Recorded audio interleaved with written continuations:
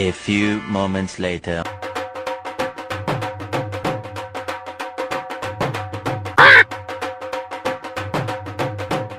ఏమైంది బిడ్డ, కడుపులో వస్తుందా? అవునే, ఒకటే దొడ్డికి పెట్టింది, ఒకటే వస్తుంది. అమ్మా, ఏ టాబ్లెట్లు వేసుకున్నా తగ్గుతలేదే. మీరు పాతకాలం మనుషులు కదా, ఏమైనా చిట్కా ఉంటే చెప్పరా అదే. ఒక్కటి ఉంది బిడ్డ.